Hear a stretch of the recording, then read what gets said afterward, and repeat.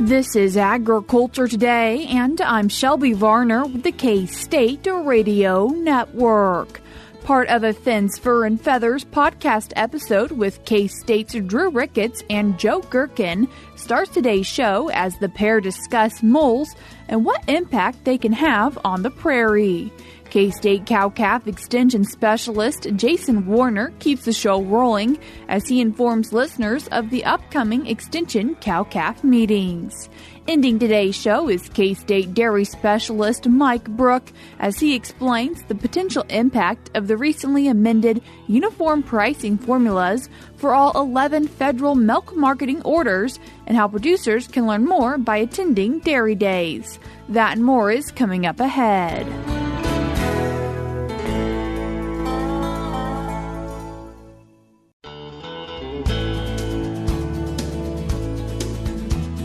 You're tuned in to Agriculture Today, and we start our Tuesday show with part of a Fins, Fur, and Feathers podcast episode from K-State's Drew Ricketts and Joe Gerken. Well, welcome back to another episode of Fins, Fur, and Feathers. We're going to have a little terrestrial episode today and talk about some critters that some people like and some people probably don't like, I'd guess, Drew. Yeah, that's for sure. We're going to talk about moles today. And moles are one of those species that they're out there in the woods, they're in the prairie.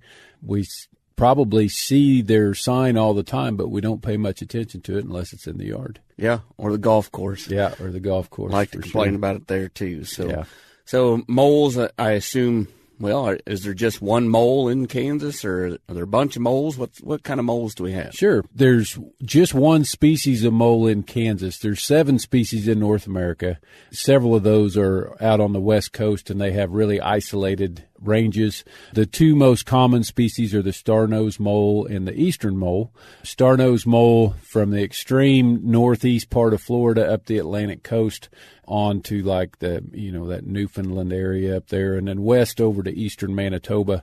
And the eastern mole is basically, it overlaps that range going up the east coast, but it's from the Great Lakes south, basically. And in the Great Plains, it's from like South Dakota all the way down to South Texas, and it's distributed all the way out to western Kansas, but that's basically the western limit of its range. What are they eating on a daily basis? Sure. So they spend almost their entire life underground. They'll come out every once in a while. Some moles probably never come above the surface of the soil. They're super adapted to be below ground. They're insectivorous. So I think a lot of times folks have the misunderstanding that they're out there eating plant material, eating roots, and those sorts of things. We do have some fossorial rodents. Fossorial is the fancy term that wildlife folks use for critters that mostly dig and spend their time below the ground. So we do have fossorial rodents that will eat plant material and damage plants that way, but moles are actually just digging through the soil. They're mainly eating earthworms, insects, insect larvae like that we would typically call grubs. And, they probably, if they're digging through the ground and they come across a little skink or something like that, they wouldn't turn their nose up to eating the small vertebrate too. But mainly they're eating invertebrates. With having moles, what about like if we think about a prairie, just like a native prairie? Yep. I assume there are moles out there digging through that kind of habitat. Do you see the same types of response that you would with the turf grass, with a regular yard? Yes, but that digging action through the yard typically doesn't injure the plants. It's just something that we see. In the prairie, it really wouldn't have any negative effects whatsoever. It's possible that if there are people walking around out in that prairie that they might trip because the ground's really spongy below those runs and your toe could dig in and you could trip. And that's one of the things that when I talk to folks who have moles in their yard and who are wanting to control them, oftentimes with older folks, they're worried about tripping because of those soft spots in their yard. Yeah, but we wouldn't consider moles out in the prairie as being, they don't hurt the prairie at all. They're 100% beneficial when they're out there. It seems to me, and I'm not a terrestrial person, so it seems like they'd be digging through a bunch of roots and ripping up stuff. And If I'm out in my lawn and I'm worried about tripping over them, can I just step on the tunnels? It will bashing it back down, get them to leave that area alone? Nope, they'll come right back through and push it right back up. Yeah.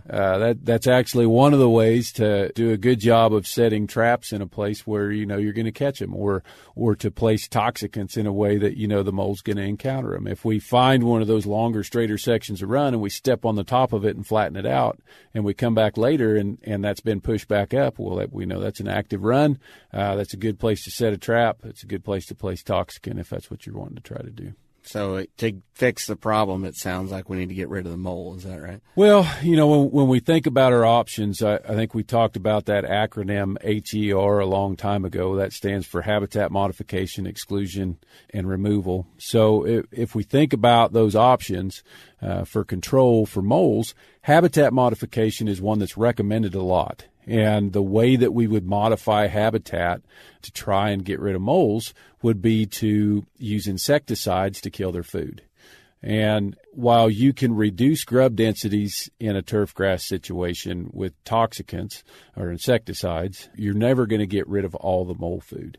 In Kansas, we have no registered pesticides that are labeled for earthworm control. I've been told that you can apply some of the toxicants at a heavy enough rate to kill most of the earthworms out there, but in order to do that, it's off-label. You're applying so much of it that it becomes illegal. So we can't remove all their food. You might reduce some of the mole activity by reducing grub densities, but you're not going to eliminate moles from a yard that way. So that would be the habitat modification option. Exclusion is incredibly hard. You would have to place a barrier around your yard that's deep enough that a mole can't dig under it. And if we think about moles digging under roads, it'd be pretty hard to put in a practical barrier around a lawn that excluded moles from that lawn. The last part of the HER would be removal. Yeah. And so, I know seems like there's 1,000 different types of traps out there, but sure. Where would we start if we did have a mole and removal was our best option? The most common thing that folks want to try when I'm talking to them about this kind of thing is toxicants, because you place it out there and then you get to forget about it. There are some studies out there that show decent efficacy of toxicants, but it's almost never consistent. Charlie, my predecessor, he did a study here in Kansas where he was testing several of the different kinds of poison gummy worms. And after 3 weeks, he saw a 20% reduction in mole activity. And that was 3 applications of the toxicant over 3 weeks. The reality is that with stuff like that, you can fool some of the moles all the time and all the moles some of the time, but you'll never fool all the moles all the time. So you learn how to trap them, or you learn how to live with them. The traps, like you said, there's a whole bunch of different options, and the reality is that they all work, and they can all work really well. They have to be set correctly. So selecting a trap that you are comfortable setting, you have the hand strength to set, and that is user-friendly for you is the most important thing. With the harpoon traps that have the big spikes on them that we probably all grew up seeing, those are very effective and they catch a whole lot of moles. It may not be the best option, though, if you've got pets out in the yard or if you got young kids running around. In that instance, you might want a trap that is completely underground. And there are several different trap options that you dig up the mole run and you place the trap in the mole run and then you cover it back up. Those prevent pet or a child or somebody who shouldn't be fooling with the trap from accessing it, but they also make it to where you have to go out and dig up the trap in order to check it. And so they're not necessarily as convenient for all the situations. So what I would suggest folks do if they are thinking about getting traps, we produced a video last year for mole control that's available on our KSRE Wildlife Management YouTube page. And it shows several different designs of traps. I would check that out, see if one of those looks like one that might work well for you. And then that same video also shows you how to identify a good place to set the trap. It shows you how to set each of the different kinds of traps that we show, and how to remove a couple of moles from traps and that sort of thing. Yeah. So I know with if we go like trapping a raccoon or a beaver or something, we have to go out to that trap every day and check it, right? Yep. Is that same thing apply to like a mole type trap if it's a nuisance causing us a problem? Yep. Yeah. Traps should be checked every 24 hours. And, all of the mole traps are lethal designs of traps, but they don't always grab a hold of the mole in a way that kills it. Sometimes they pinch them and hang on to them by their hide if we didn't place it correctly, or if the mole was going deeper than how we set it, even if we did place it correctly for the previous run or something like that. And so even if we're removing an animal, we always want to make sure that we're removing that animal in the most humane way as possible. So going out and checking those traps every day is important. That also brings up, what do we do with the mole after we catch it, right? So typically, if you're next to a open area, if you have a house out in the country and you're trapping moles in your yard and you own the pasture right next door, you might just toss the dead moles because there's not going to be very many of them. You might toss those over the fence and then they become a resource for some critters potentially. A scavenger might find that and eat it. But the vast majority of people, the best option is going to be to double bag that in the household trash and send it to the landfill. That would be a legal way to deal with the dead mole that you had. Well, that was a fun talk about moles today, Drew. Lots of good information. Remember, that video is out there on our KSRE YouTube channel. Lots of other helpful resources for aquatic and terrestrial wildlife issues. So make sure you check that out. However you're getting your information, make sure you're liking us, leaving a review, and follow along for more information. So we'll see you next time on Fins, Fur, and Feathers. That was K-State's Joe Gerken and Drew Ricketts on part of their Fins, Fur, and Feathers podcast episode. You can find the full episode by following the link in today's show notes on agtoday.net or by searching for it on your favorite podcast streaming platform. We're now cutting to a short break on Agriculture Today.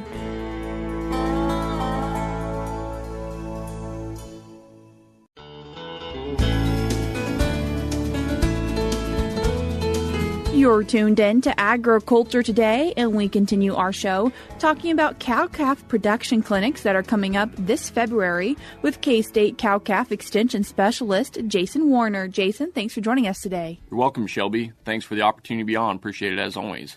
Jason, what are these cow-calf production clinics? So just wanted to take this opportunity to make folks aware of several different clinics that are going to be available to people to attend across the state here this month in February that are put on by K-State Research and Extension. And so, really just going into this time of the year, we know for our cow-calf producers, there's a lot of different things from an education and from a topic standpoint that are on people's minds right now. And so certainly we think about most of our producers being spring calving producers, getting ready to either start the calving season or maybe they already are in the calving season, depending on when that's really going to start for them. But all the things that are important from that standpoint, but then also too working into the breeding season and summer turnout grazing season as well too, which that will all be coming sooner than later or coming up really pretty close. And so just a great opportunity to have some really nice in-person programs that we really have designed from the standpoint of they're a combination of a locally driven meeting with state specialist support as well too. So a nice combination of state leadership, but then also to local emphasis, local interest in terms of the format and the topics and the information that are being delivered and being presented at these programs. So what is the first program that's taking place on the 13th? You bet. So the first program will be February 13th, and that'll be in Ottawa. And that program will really be heavily focused more on replacement heifer development and replacement heifer selection. The idea there is that we know that certainly when we think about where the cow herd is from an inventory standpoint, we think that retention, decisions, and growth in the cow herd and how we make decisions in terms of managing replacement heifers, those are going to be those are certainly questions and things that are going to be on on folks' minds as we go into this year into 2025. And so that meeting is really going to be heavily focused on things related to estrus synchronization, looking at specific protocols for this year for 2025, what the current research data would suggest in that area, topics for nutrition and management programs for properly developing these heifers going into the spring breeding season, as well as maybe some tools and some strategies for folks to think about with regards to what economics and purchasing decisions of either purchasing or retaining your own replacement heifers from within your cow herd. And so that's really the focus of that meeting as well, too. The next meeting after that will be February 17th, and that'll be in Bird City out in the northwest corner of the state. And so really that program, topics for that program are really going to be focused more on the area of having an understanding or having some updated information on diagnostic tools that are available here at the K-State Vet Diagnostic Lab, as well as livestock risk protection and economic tools for managing the farm and managing the ranch. And so that one's really kind of focused more on economics, along with some animal health topics as well too. That'll be included in that one. The meeting on February 19th, that'll be in Effingham here in northeast Kansas. That one is going to have a hands-on learning component with that meeting as well too. And so the topics that will be discussed on that one will be body condition scoring for both cows and heifers. And so we'll have a hands-on live animal demonstration for that topic at that meeting. But then also as well too, going back to some of the fundamentals with cow nutrition and heifer nutrition and putting together ration programs to achieve our desired outcomes there based on body condition. And so using the body condition scoring system to help manage and implement what we do from a nutrition standpoint, as well as heifer selection, those will be the topics that will really be focused and covered in that meeting as well too. February 20th in Yates Center is the next one that we have up. And so that program, again, will have some heifer development, heifer retention components that will be discussed at that meeting, as well as livestock risk protection. And then the final meeting that we have will be February 24th in Pratt out in south central Kansas. And that one will have a little bit of a different focus on it, but we've got some good local interest in that area in terms of pasture management, grazing management, considerations for turnout for this year for 2025, continuing on from where conditions were from last year, from 2024. So some things regarding pasture management, stocking rates, understanding forage production, how to best adjust stocking rates in response to our forage production and drought conditions. But then also, too, an interesting topic that we'll have for that program is understanding pasture leases and ranch leases, and things to be considered when folks are setting up grass leases for the coming year, and just different considerations for that topic. So again, the idea with these meetings is that we want to provide information that's relevant on a local basis, and so the topics are very much designed based on the interest of the local producers and our local extension professionals that are in those counties and in those district areas. Again, with state specialist leadership and assistance from coordination and a programming standpoint. So again, the schedule for this year: February 13th in Ottawa, February 17th in Bird City, February 19th in Effingham, February 20th in Yates Center, and February 24th in Pratt. These meetings are all evening-type meetings, in-person evening-type meetings. And so the details in terms of the start time, the location, information for registration, all that information is available on our state extension website for Kansas State University, our beef extension website, and that's ksubeef.org. And again, it's one of those things where we recognize that there are a lot of different ways where people can get their information and receive their information. And we really feel that that we've had good success with our in-person programs, and we feel that there's certainly very much a need for those. And so we see a nice interest in having those types of in-person programs to be able to just again meet the needs of our producers in the various regions throughout the state, because we know that the topics and the needs and the interest for our producers certainly varies across the state. And so we want to be able to best cater to those needs in a balanced fashion across our specialist team. And so that's the objective with the meetings that we're putting together this year. Jason, meetings in for cattle operations of all types and sizes?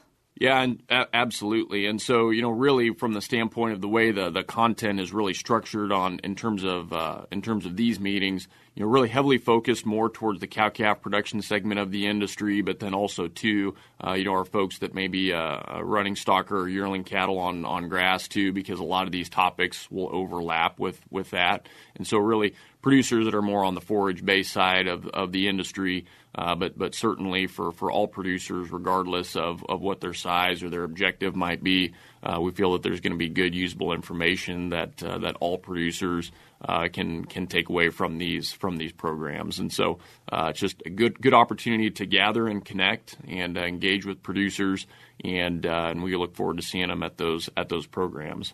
Jason, I appreciate you taking the time to join us today. Appreciate it, Shelby. Thank you.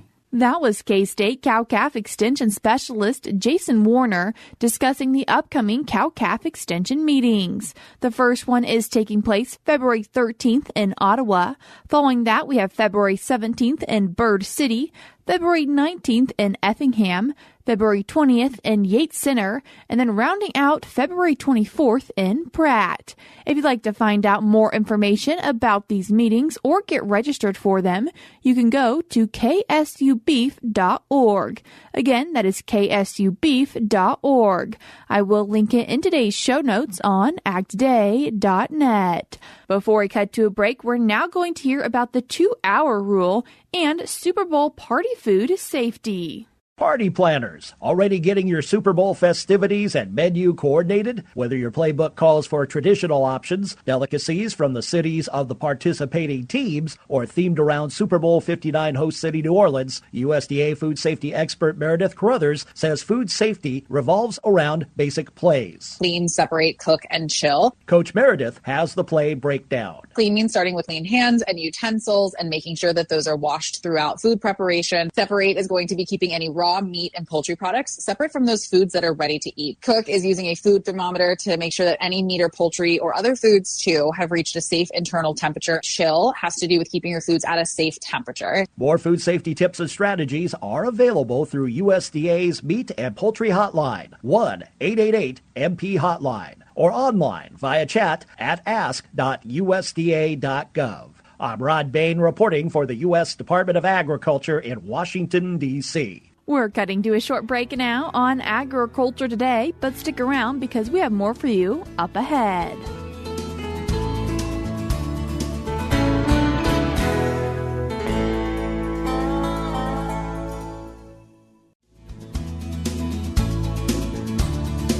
This is Agriculture Today. Along with Shelby Varner, I'm Jeff Wickman. We end today's program with this week's milk lines. Dairy producers in all 11 federal milk marketing orders will see some changes to their milk checks once the recently approved changes go into effect in June and December. K-State dairy specialist Mike Brouk expects the changes to be beneficial for the dairy industry. Today I want to visit with our Kansas dairy producers concerning some of the changes to the federal milk marketing orders.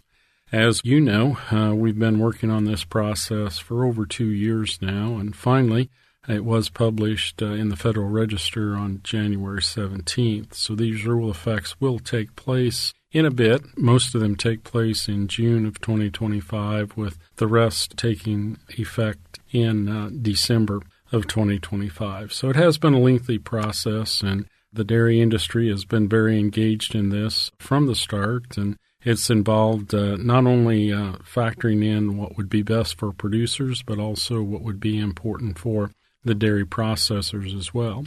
Part of the reason for the delay in the implementation of these changes is the fact that many dairy producers do have forward contracting on milk, and those take a little while to process through the system. So in order to be fair to producers and also to the dairy processors, it was important to delay the actual implementation of many of these things. So many of our producers are wondering, how is this going to actually impact my milk check? So as we look at some past data, it looks like it will have a bit of an impact on your milk check had these orders been in place in this way in the past 10 years. However, when we look at that impact, it's actually fairly minimal, maybe between 40 and 50 cents a hundredweight for the milk that you've produced during that time. Now, moving forward, will this be true? Well, that's hard to say. It all depends on market conditions and the things that are happening in our markets today. We do think that these changes to the orders will be beneficial to the dairy industry and something that needed to be changed and has been actually talked about for quite some time. So having these rules in place will change some of the things you might see in your milk check when it comes to the summertime and into the later fall. If you want to know more about how this is going to impact your milk check, I'd encourage you to attend our annual Kansas Dairy Days. They will be held on February 19th and February 20th. And at that time, we will be joined by Mr. Todd Wilson. He's the Central Order Milk Market Administrator, and he will be visiting with us about how these changes will impact your milk check. We will also hear about some changes that might be coming up with our K-State dairy farm as well. In addition to this, we'll have updates from the KDA and KDC by Janet Bailey, and Ron Grusemeyer will be talking about some of the recent things that Midwest Dairy Association has been doing as well. We'd like all producers and interested allied industry folks to put these dates down on your calendar, and you do need to pre-register. So if you're planning on attending the meeting on February 19th, that's a Wednesday, that'll be held at the Amish Community Building, please contact the Reno County Extension Office to make your reservation for that meeting. If you're planning on attending the meeting in Seneca, that's on Thursday, February 20th, please contact Meadowlark Extension District Office in Seneca and register there. At all locations, the program will start at 10 o'clock in the morning, and we look to conclude by 3:30 each afternoon. This is Mike Brouk with K-State Research and Extension. Thanks, Mike. Two of the changes approved in each of the 11 federal milk marketing orders include updating the skim milk composition factors to 3.3% true protein, 6% other solids, and 9.3% non-fat solids with a 6-month delayed implementation, and removing 500-pound barrel cheddar cheese prices from the Dairy Product Mandatory Reporting Program survey. According to USDA, the new rule will be effective June 1st for all changes except for changes to the skim milk composition factors, which will be implemented on December 1st. And that'll do it for this edition of Agriculture Today. For Shelby Varner, I'm Jeff Wickman. This is the K-State Radio Network.